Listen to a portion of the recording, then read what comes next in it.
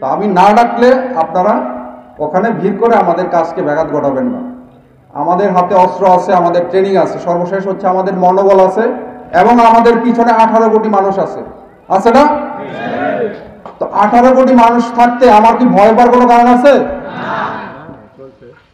তো ইনশাল্লাহ বিজিবি হচ্ছে, আপনি দেখেন আমি কি দেখাইছি আজকে, বিজিবি হবে সীমান্তের নিরাপত্তা এবং আস্থার প্রতীক। ফার্স্ট হচ্ছে আমি যখন বিজিবি আমার শূন্য লাইনে বিজিবি দাঁড়ায় থাকবে, আপনি নিশ্চিন্তে থাকেন যে বর্ডার সিকিউর, বর্ডারে নিরাপত্তা আছে। বুঝতে পারছি?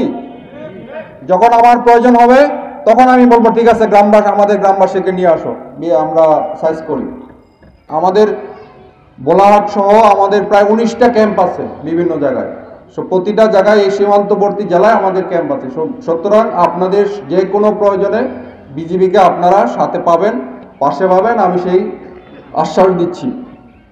সর্বশেষ হচ্ছে আমার পক্ষ থেকে আমি আসলে সবাইকে ধন্যবাদ দিতে চাই। আমি কাউকে কখনোই গালিও দিব না, আমার কারোর প্রতি মন খারাপ নাই। আমি ধন্যবাদ দিতে চাই আমাদের এই পুলিশ প্রশাসনকে। যখন 5 তারিখ থেকে ঝামেলা শুরু হয়েছিল, এসপি মহোদয় বারবার জিজ্ঞাসা করছে যে কিবরিয়া ভাই কিছু লাগবে, কোনো সহায়তা লাগবে? আমি বললাম শুধু দোয়া করেন, ইনশাল্লাহ কোনো সমস্যা নাই।